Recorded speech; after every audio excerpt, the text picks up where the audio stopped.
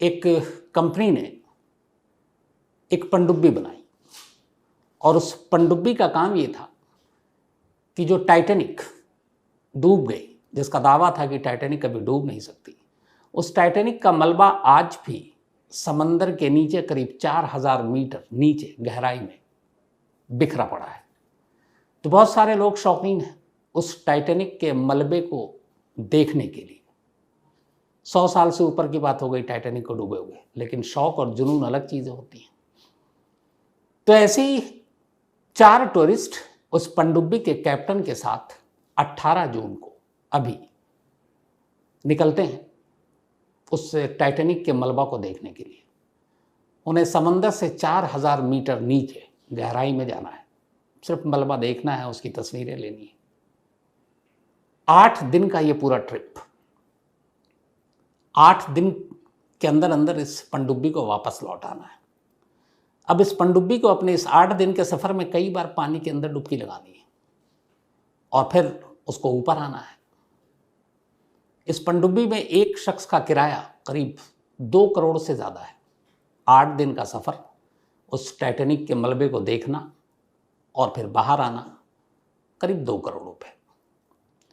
18 जून को पहले से बुकिंग थी, 4 लोग इस पनडुब्बी में सवार होते हैं।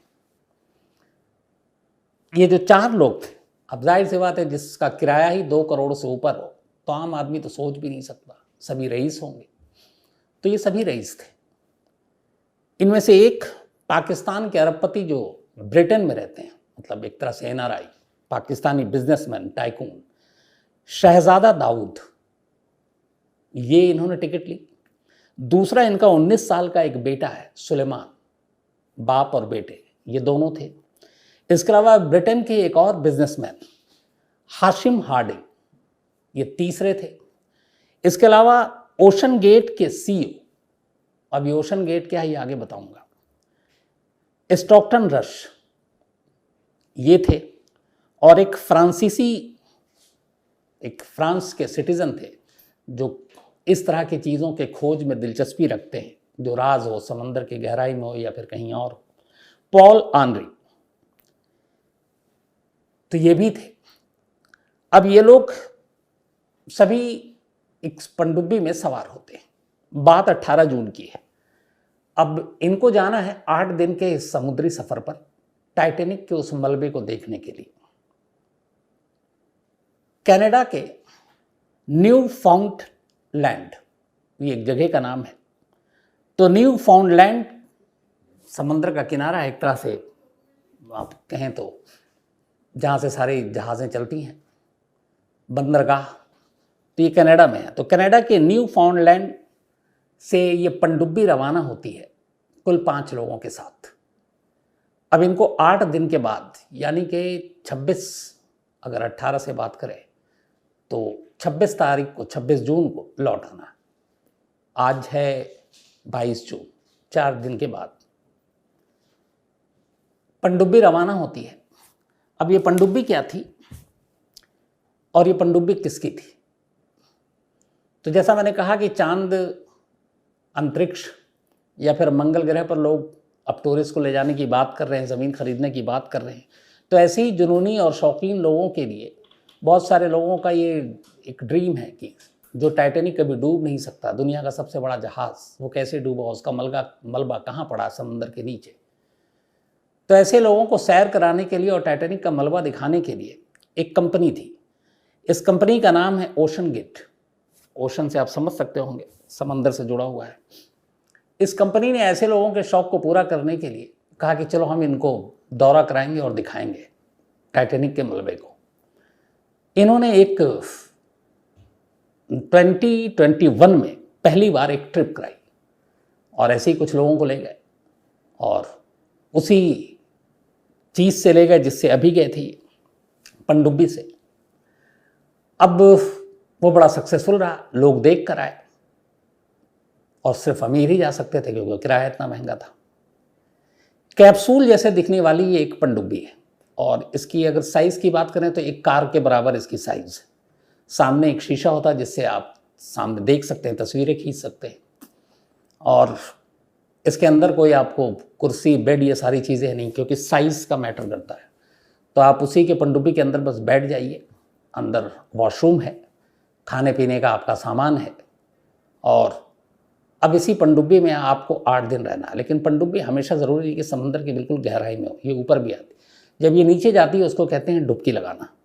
तो जब ये डुबकी लगाती है तो एक बार डुबकी लगाने में इसको करीब नीचे जाकर ऊपर आने में 6 से 8 घंटे का वक्त लगता है। तो ऐसे कम से कम ये 10-12 डुबकी लगा सकती है। और जब जब ये डुबकी लगाती है, समंदर के नीचे जाती है, तो आपको जाहिर है कि वहाँ पे सांस लेने के लिए ऑक्सीजन चाहिए होता है। तो पनडुब्बी बंद है चारों तरफ से, तो जो एक बार डुबकी लगती है और 6-8 घंटे तो फिर आपको ऑक्सीजन के सहारे रहना पड़ता है। तो इसीलिए पूरा कैलकुलेट करके कि 8 दिन का ये ट्रिप है, इस 8 दिनों में 8-10 डुबकियाँ लगाएंगे, नीचे जाएंगे तल तक, तो उस हिसाब से उसमें पर पर्सन के हिसाब से ऑक्सीजन रखा जाता है। कहते हैं कि जो पूरा ऑक्सीजन है ये बढ़ा कर रखा जाता है, लेकिन कुल 90 या 92 आवर्स यानी कि 90 से 92 घंटे का ये ऑक्सीजन इसमें होता है। 90-92 घंटे काफ़ी होते हैं, इसलिए कि आप हर वक्त ऑक्सीजन पे नहीं रहते, तल पे नहीं रहते, जब डुबकी लगाते हैं तभी होता है। तो काफ़ी है इतना ऑक्सीजन इतने घंटे के लिए। तो करीब 90 घंटे या 92 घंटे का ऑक्सीजन, और ये एक पनडुब्बी जो कार की साइज़ का और कैप्सूल जैसा दिखने वाला। कैप्सूल छोटा खाते हैं, बिल्कुल आगे से भी राउंड, पीछे से भी राउंड, चारों तरफ से राउंड। तो पनडुब्बी ऐसी होती है, और ये उसी हिसाब से बनाया गया। और इस 5 लोगों की ही कैपेसिटी है इस पनडुब्बी में, इसीलिए इसमें 5 लोग थे।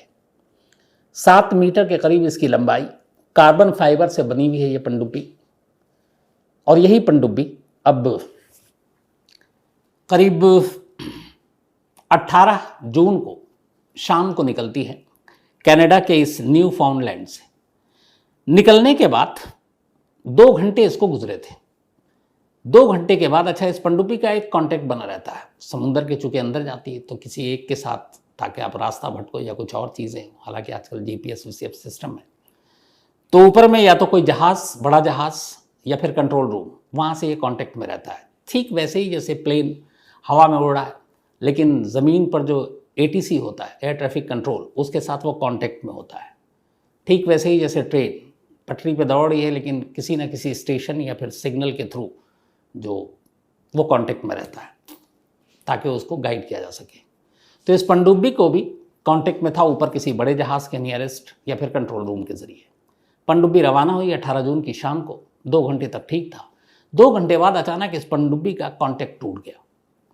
न उस जहाज़ से मिला जिसके अंदर कांटेक्ट होना चाहिए, न कंट्रोल रूम से। अब जब संपर्क टूट गया तो पहले तो ये हुआ कि पता करते हैं कुछ टेक्निकल खराबी तो नहीं है, लेकिन फिर लगा कि नहीं है, तो क्या किया जाए। फौरन अलर्ट किया गया, और इसके बाद कोस्ट गार्ड को इन्फॉर्मेशन दी गई कि हमारा इस पनडुब्बी से कांटेक्ट खत्म हो गया है। US कोस्ट गार्ड थी। US कोस्ट गार्ड को करीब इस ऑपरेशन को और इसको जानकारी मिलते हुए 8 घंटे हो गए। 8 घंटे के बाद अब तलाश शुरू हुई। इसके बाद इसमें कनाडा की भी कोस्ट गार्ड शामिल हो गई।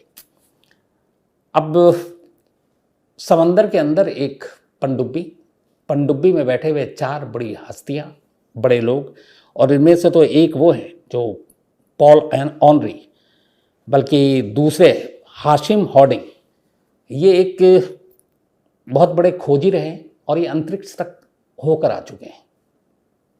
तो अब ऐसे लोग एक पनडुब्बी के अंदर, 3 बिजनेसमैन बड़े, एक खोजी जो अंतरिक्ष का सफ़र कर चुका है पूरा, पनडुब्बी गायब, तमाम अमेरिकन कोस्ट गार्ड, कनाडा की कोस्ट गार्ड सब तलाश में लग गई, लेकिन कोई सूचना नहीं मिल रही। 18 जून को ये लापता हुए, संपर्क टूट गया और अभी तक कोई सूचना नहीं मिली।